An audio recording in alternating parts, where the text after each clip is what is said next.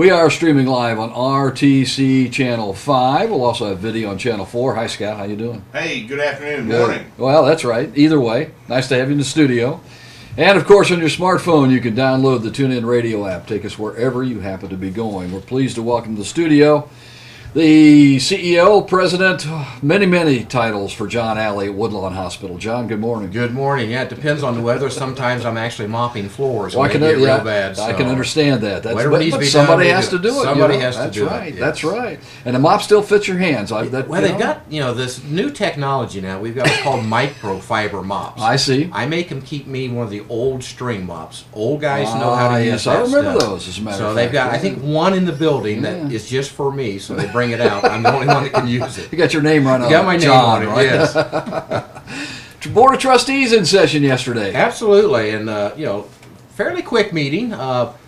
Very happy to say Randall made it back to a meeting yesterday. Excellent, excellent. Nice to have Randall back. He's been out for a while, kind of under the weather, but it was really super to have him back at the meeting, and kind of miss him. It was nice to have him back. One of the things, just kind of remind folks, tomorrow we are starting the Doc Talk radio program, 9:30 a.m. It's on every second and fourth Thursday of every month. Dr. Benfit will be here tomorrow. When we picked the topic, it was when we were kind of having some nice weather, so it has to do with sun exposure. Right. Nothing that we're having to worry about right now. Well, you know that we got summer coming up. It's will coming. be here, by golly. So I think he's going to talk about the importance of sunscreens and what to look out for from the overexposure to the sun and some of the detriments to it. So looking forward to having him come in here. I think it's going to be a very good program. Get your questions ready, call in, and he'll be more than happy to answer those questions for you. And just call us here at the station at 223-6059. We'll be happy to pass those along. So we're really glad to get this program back going again, and hopefully we can get a lot of nice topics. It's going to be beneficial to the listeners that they can call in and get some good information. One of the things I hope he talks about tomorrow, and if not, we can bring it up, is the myriad of sunscreen products that are out there. I mean, there are so many different ones, and what do they do? What are the good ones? What are the ones that are not so good? What should I be looking for? Yeah, hopefully I'll have that stuff for you. And I think the stress there is just use sunscreens. Exactly. Voice of experience here, as I was in my misguided youth, you never did sunscreen, and I actually had to have some minor surgery to take, an area off that was very suspicious, and it was from overexposure to the sun. So really can't stress enough, especially on your kids. Put them outside, put sunscreen on them. Just protect them as they get to be more senior in age, like myself. Yeah, and you and I both wear hats now, too, which helps us. Yes, it does. I'm sunburned a spot on the top I didn't used to sunburn, so it requires hats now. Other than that, back to the board meeting, we were just kind of looking at our first quarter. We've got the first 2 months in the way, about to finish up March. So much better than it was this time last year. We had the bad weather last year and all that, so it really created an issue for us first quarter of 2014. So working pretty good now. 2015 financials are much better this year than they were last year at this time. Well, last year at this time, we were suffering through quite a bit of winter. We were suffering with the cold and the snow and the ice. You name it, we were suffering with it.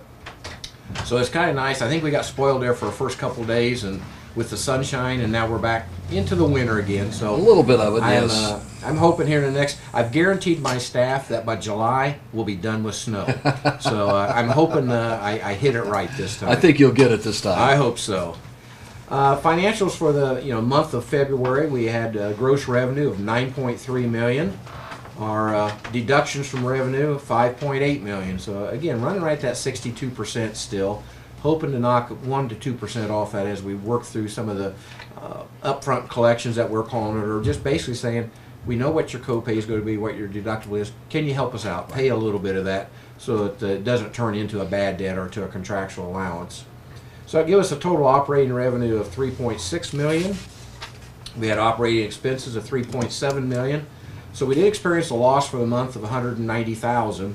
And it's hard to spin that to the board when we say, well, we budgeted $500,000 loss. It's still a loss. So that, that's something they're concerned with, that we really need to make sure we turn this around as quick as we can, get back on that positive side.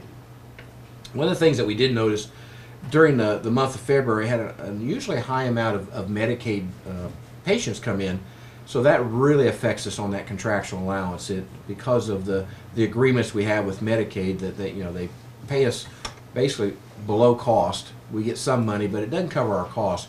So when we have a very high level of Medicaid patients come into the facility, that really bumps that contractual up. And had the you kind of go back and do the what if and the dog chasing a rabbit type thing, and looked at it. If our Medicaid levels had been historically at the same levels, we would have probably broke even for the month. So it's good to know what caused that loss for the month.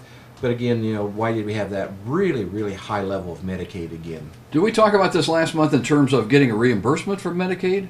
Yes, there's a program in the state now that we haven't seen the benefits from yet, where they're going to try to reimburse us at Medicare rates for the Medicaid population, and that has to do with the HIP 2 and all this new insurance is coming out, and we were hoping to see some of the HIP 2 plans being in place, but there's a big backlog on the applications. They thought they'd have it going in 2 weeks, and it's been now 4 or 5 weeks. But there's light at the end of that tunnel. I think we are going to start seeing some of those folks now get through that enrollment process, get into the HIP 2 program, and those will be folks who've never had any type of health insurance before, will now have some coverage. So that's going to help us, because when it was truly self-pay, we collected about 2% of that. At least now with some of the state funding that's going to come in, paying it at Medicare levels, it will help offset, and hopefully some of those contractuals will go down, and we'll see a benefit as we go long term through the rest of the year. Okay. So we did experience a little bit of a loss for the month. We felt not as bad as it could have been, but still a loss. Anticipating probably March a small loss again, just to the fact that we lose 2 weeks of physician coverage Spring and patients break. with You spring bet. breaks. It seems like everybody's out of town except for you and I. We got to figure out what we're doing Scott's here wrong. too, And Scott's so- here. We got to figure out what we're doing wrong here. And as we talked about a little bit, the HIP 2, a little bit of a update to the board on that. Where are we at in that application process? We did have a representative from the state come in and talk to our billing office, and they said it's further behind than they'd like for it to be because of so many people are trying to apply all at once. They didn't anticipate, weren't ready for that large volume. So we're hoping by hopefully mid-April, 1st of May, we'll start seeing a lot of those folks now get the coverage that they've been looking for, and we'll start seeing a little bit of help there from a reimbursement perspective to cover some of their hospital Good news bills. for the hospital. It's good news for the hospital. In the past, we've talked about our cardiac rehab program, how we were ramping that up. Happy to say we are now accepting patients. We've got a few folks that we'll be starting to see in the next week or so. So you no longer have to go out of town for your cardiac rehab programs. Talk to your physician. You can get a referral into our program. And so you can stay home. You don't have to drive to Logansport, Fort Wayne, South Bend, Plymouth. You can do it right here at Woodlawn. What does that entail, John? Basically, what we're trying to do, if it's post acute cardiac event, so a heart attack or something, heart's a muscle. So what the cardiac rehab program is, it works that muscle. What we're trying to do is make it stronger. It's under supervision of a physician, a nurse, a tech. So you're being watched pretty closely, but they come in, put you on the treadmill, maybe ride a bike, build that heart up, get that muscle strong. Like any other muscle, if you start working it in a controlled environment, we'll make it stronger. And that's what this program is designed for. Help build the heart back up after a cardiac event, make it stronger than it was. Excellent.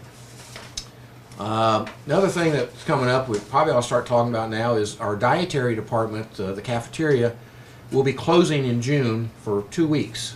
June 13th will be the last day that we'll be able to serve meals. We've got some underfloor repairs with drains and steam lines. Those are original from when the building was built, and they finally decided we're going to stop working. So it's going to entail we're going to take floor out of the kitchen area, put in all new drains, all new steam lines, and they're anticipating a 2-week period for that. So be no meals prepared in the hospital for that 2-week period. Same configuration, by the way, of the way the dining room will be. Yeah, we're not going to make any changes Okay. there. Excuse me. It's just, it's going to be a little difficult for the staff. We're working for an off-site to do patient meals, but for the visitors and our employees, they're going to have an alternate source. We've already warned Dairy Queen. They might have a pretty high load of people coming over there for a 2-week You period. have quite a few folks that use the hospital. We do. Even for on food. weekends, we have Sure. a lot of folks in. So we're trying to get the word out to those folks that, sorry for the inconvenience. But starting June 13th for approximately 2 weeks, Okay. just not going to be able to use it. And you can imagine by doing any type of work in there, the infection control measures we have to take So the whole area is going to be sealed off. There'll be negative air pressure put in there, so nothing can escape that area as they're doing demo of the floor and putting the new lines in. So it takes about as long to prep the area with sealing everything off as it does the work itself. So but we'll make sure nothing leaves that area, gets into the air system or into the building. Is this work done by a specialty firm then? It's basically a contractor that has worked in healthcare facilities before. The work itself is whether it's here or at your home, but it's the infection control issues that they have to be aware of, so much more stringent in a healthcare area. So we make sure we've got somebody that knows what those requirements are. They've worked in our facility before, so they know what what we require them to do, and so they're ready for it. Like I say, the prep's going to probably take as long as the actual work itself, but we want to make sure all vents are sealed, all doors are sealed, so that there's no way that any dirt, airborne, anything that comes out of that floor can get into the air system of the hospital. Okay. And then Jason C., who's our chaplain, wanted me to remind folks that he's starting a grief counseling sessions once again. It will be tonight at 5:30 at the library, and I think it's a series of programs. So if you do have questions about that, you can call him at 224-2242. And Jason does a really good job of sitting down with the folks and help work through that whole grieving process. It's not easy, and it's just an asset to our our facility. Sure. To have Jason there to be able to help folks through these difficult times. Okay, very good. That was pretty well the board meeting. We talked a little bit about Medicare, Medicaid, and that kind of thing earlier, John. Affordable Care Act. How is that affecting you, or how will that affect you down the line? Boy, that's how many hours do we have? It has some good points and some bad points to it. What it has done is basically, hopefully, folks who weren't covered by any type of insurance before now can get into that pool system and have at least some sort of catastrophic medical coverage.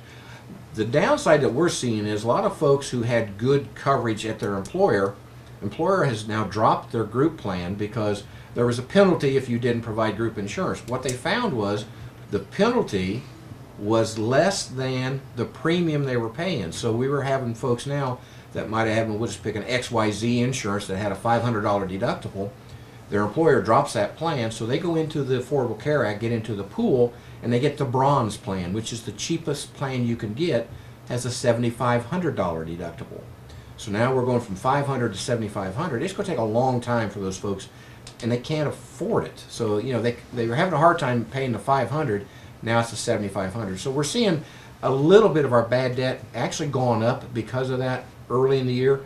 Now if they continue to use services, they'll eat up that deductible, and by the end of the year we'll get full coverage. But until that phases out and there's a phase-in period, eventually the penalty will exceed the premiums. And what we'll hope is that folks now will convert back to an employer sponsored plan, because it's going to be cheaper for that employer to pay the premium than it is to pay the penalty. So it's probably a 2-year period we're looking at. It's going to be a little tight. How does all this play into the compassionate care clinic that we have in town? That's one of the things they were concerned with, HIP 2 and the Affordable Care Act. Where are they going to go out of business? There's still a lot of our population that will not qualify for these programs. They can't afford the premiums in the Affordable Care Act and the pool insurance, and they're probably in that niche where they're not covered under the HIP 2 program. So I still think that's going to be a very viable program.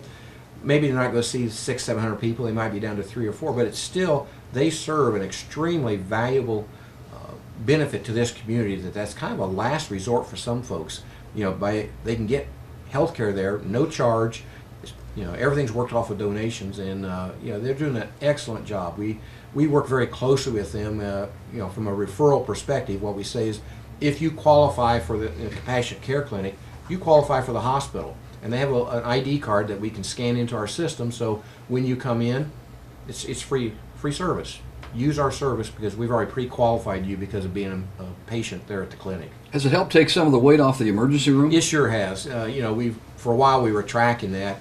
And when it first opened, it probably did about a 12 to 15% reduction in visits to the ER, because these people had no place else to go. Now with the clinic, they did have a place that they can go, and they didn't want to come to the ER, but they had that was our last resort. Now they have a choice. They can go to the clinic. So it has benefited the hospital, and that's why we feel very comfortable. We do some financial support with them. We help with some rent and a few of their operating costs because it's a valuable asset to the community and to the hospital. Still 97% satisfied with Woodlawn Hospital? Yes. Okay. Yes. Still trying to increase that to 100, though, aren't we? Absolutely. It's that impossible dream to get 100%, but if you don't set the bar there, you never strive to get there. John Alley's President and CEO, Woodlawn Hospital, bringing us up to date on the hospital's Board of Trustees meeting yesterday.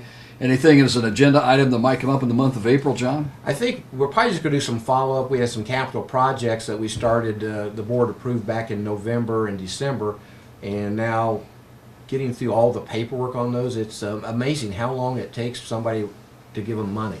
Our MRI project, we're hopefully get that going where we can get that unit replaced.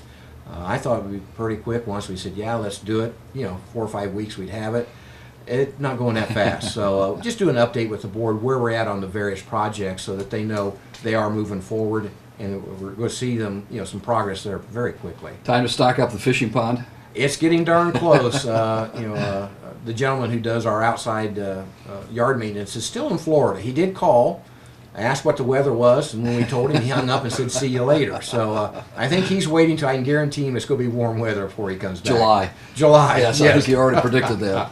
Again, John Alley, President, CEO, Woodlawn Hospital. Thanks very much for coming in. We appreciate that, and keep up the good work. Woodlawn Hospital, a great community asset. Yeah, it's the staff that does the work. I just kind of sit there and give them suggestions, and they follow through, and they make me look really good. All right, John. Thanks very much. Thank you.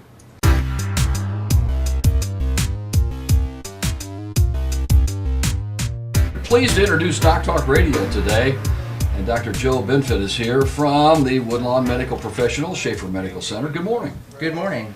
Nice to have you with us today. Great to be here. Thanks Let's for remind having our me. listeners, too, if they have a question for this program as we go through it, please feel free to pick up the phone, give us a call, 223-6059, 223-6059, and we'll be happy to jot that question down and pass it along to the doctor today. So this is going to be your program as well as our program. And again, we invite you to take advantage of that by calling 223-6059. All right, Doctor, we're going to talk about something that we don't see today. That's right. We're going to talk about the effects of the sun, right? And But you can get the sun on a cloudy day. You I guess I absolutely shouldn't can. say that, should I? Well, that's absolutely right. The potential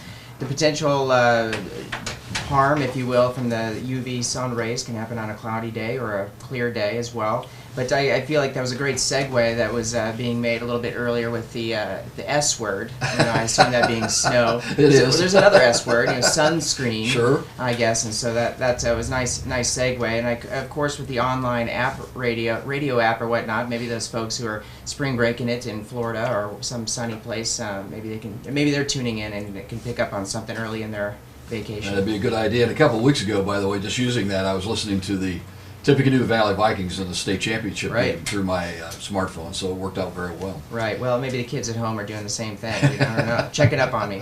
Yeah, but the sun is nice. We like the sun. We love the sun. Especially in Indiana when we don't get a lot of it That's necessarily. right. In fact, as looking into that a little bit, and the most recent data that I could find from South Bend, we get 73 days per year of quote-unquote mostly sunny days. And about 100 of partly sunny days, leaving a lot of cloudy days behind. And so there are some good effects from the sun, that not only do we benefit from our gardening or flowers and that sort of thing, but also in our body. It's the sunlight and the UV rays that are generated from that are it's basically the predominant source for which our body synthesizes vitamin D, which is an important factor in our the strength of our bones, and in the homeostasis or the the calcium that our body circulates for a variety of other jobs that calcium has within our body as well. So certainly the sun has its purpose.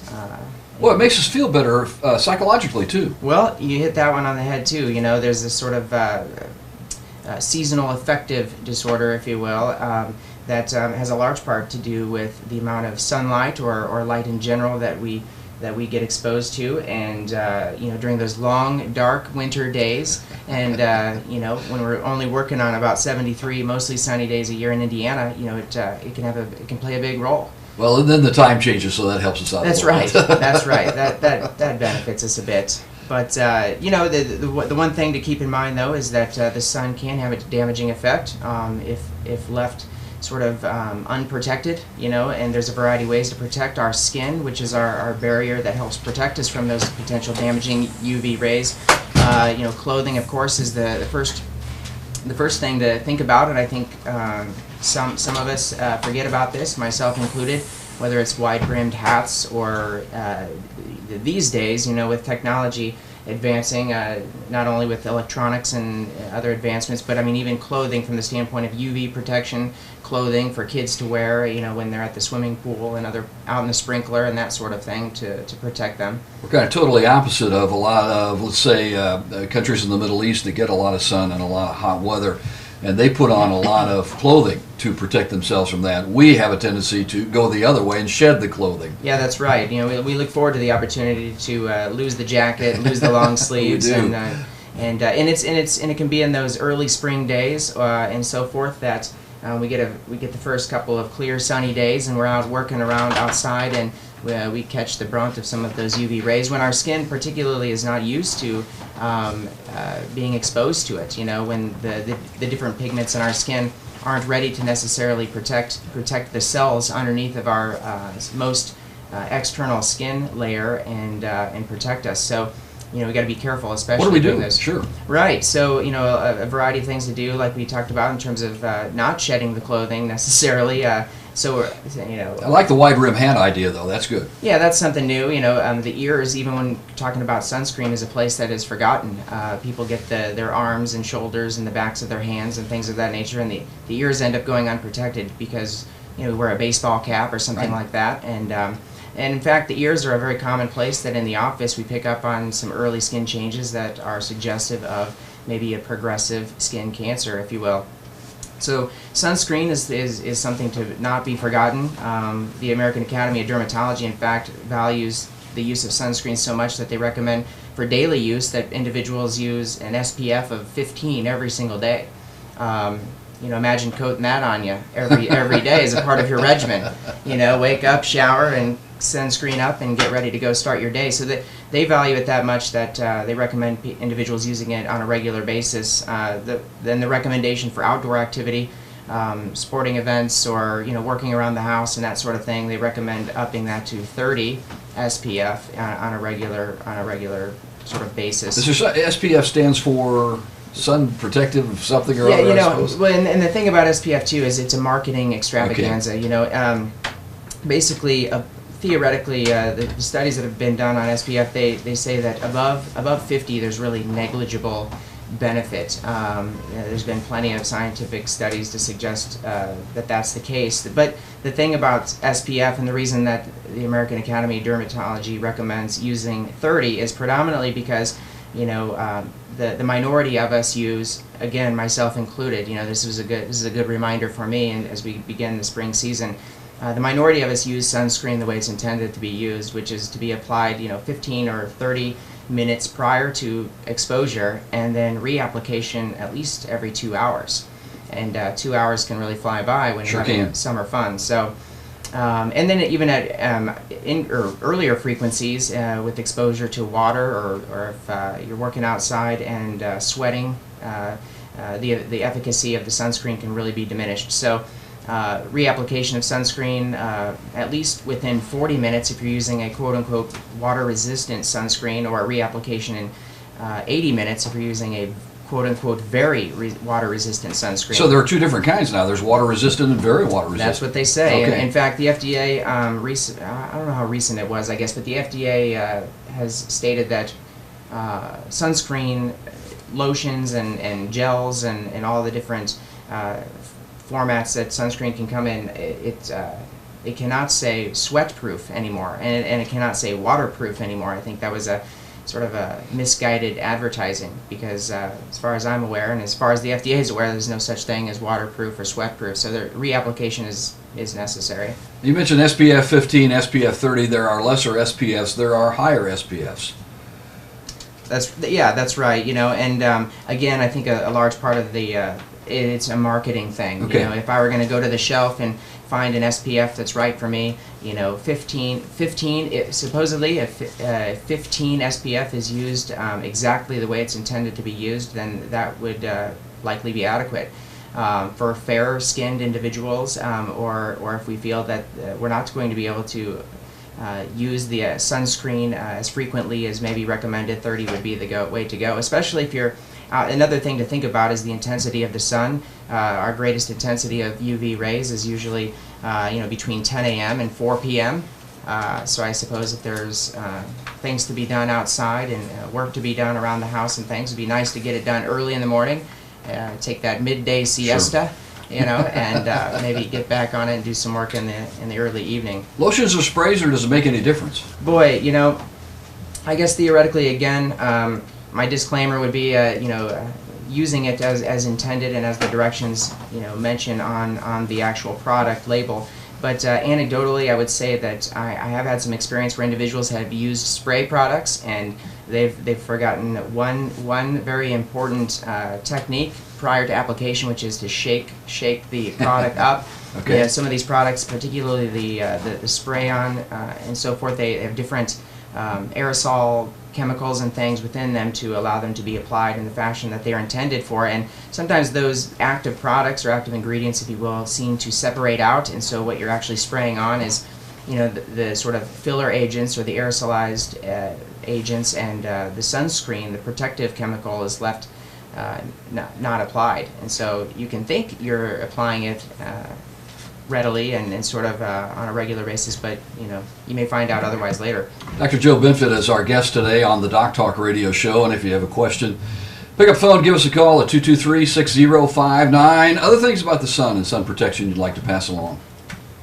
I guess it's just well, the other thing I was going to think about in terms of sunscreen is a lot of individuals think about, well, what about my infants or my young child? Is it exactly safe? And again, using recommendations from the source, the American Academy of Pediatrics really recommends avoidance of sunscreens if at all possible in young children, particularly aged 6 months or less. The predominant overwhelming recommendation is to shade, again, appropriate clothing and so forth. But if those measures aren't readily available, they do suggest that a small amount of sunscreen applied to the backs of hands or to the face is reasonable. But of course, careful observation for any sort of irritant, dermatitis, or otherwise would be important in those instances as well. Okay. So if I'm taking my 2 or 3 or 4-year-old to Disney World, I should be very conscious of them being in the sun all day long, right? Sure. It can really sneak up on you, particularly in cooler weather, or even in another instance would be maybe boating or fishing. Those UV rays can be reflected on reflective or surfaces, so that's something else to think about. Protection of the eyes, of course, is something else to think about. But why is it important to think about all this stuff? It's because of these potentially damaging rays, the ultraviolet rays.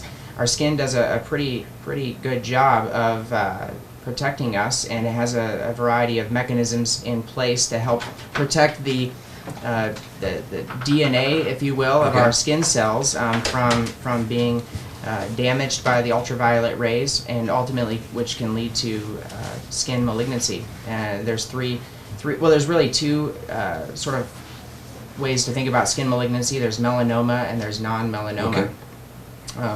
The non-melanoma forms of skin cancer, if you will, those squamous cell cancer and basal cell cancer, they are felt to be, in most instances, locally invasive. Meaning, if you've got a skin lesion of concern or something on a nose or an ear, something of that nature, it can be locally invasive to the tissues there and destructive of those tissues. But in most instances, the majority of cases, those types of skin cancers do not metastasize. They do not involve squamous cell being sort of a minor exception there. There are very rare instances where that can metastasize, but routinely they do not. It's still important, but routinely do not affect other end organs. Unlike melanoma, which is the skin cancer that is quite concerning because it can pop up anywhere on the skin, and it can ultimately pop up anywhere in terms of where it can metastasize or spread. That being a fancy word for just spreading to other organs, whether it be a lung or a liver or somewhere else. And so being on close watch and observing for skin changes that could be suspicious is important. And there's kind of an easy way to sort of evaluate skin lesions at home as a starting point to find out which skin lesions might be something to talk to your physician about. You know, it's the A, B, C, D, E of kind of looking at skin lesions. You know, so A being asymmetry. You know, looking for skin lesions that are not perfectly round and symmetric. That would be one factor to look into. Border irregularity, that's the B. Okay. So irregular borders is something of interest. C is color. You know, light to dark or even a variegated color pattern to the skin lesion could be something suspicious. Diameter, you know, a skin lesion that's rapidly changing. Well, really any skin lesion that's changing in its size would be one to discuss with your physician. And then the other one would be elevation. You know, is it starting to elevate away from the skin? Those are the things to think about, particularly as you observe your own skin lesions at home and to maybe bring to the attention of your physician. Just a couple things quickly as we wrap this up today, but you mentioned the eyes, you mentioned the ears. Don't forget about your lips. Lips, yep, right on. So, you know, that's why conveniently we have chapsticks and Yes, things with now with heavy SPFs in them. 15 or more SPF in them. So certainly things to think about. And the skin, here's the thing about the skin, is it's so easily accessible in terms of evaluation. So if there are skin lesions of concern, it's really easy to discuss with your physician, and a very simple shave biopsy or other biopsy procedure can be performed, and that gets sent to a pathologist for review, and it can be identified whether it's something truly concerning or not. And if it is, then if identified early, there's some very simple things that can be done. And we had a question from one of our listeners who called in. They want to know if tanning beds are a source of vitamin D. Well, I would say, you know, in terms of making medical decision making and so forth, it's always a risk versus benefits decision. Certainly there are definite benefits from vitamin D, as we mentioned before, but in today's world, the availability of vitamin D supplementation is very easy and simple and cost effective and well tolerated and controlled. You know, when I take vitamin D supplement from from the pharmacy, it's very easy to quantitate how much vitamin D that I'm taking and discuss with my physician how much I may need after it's been tested for even.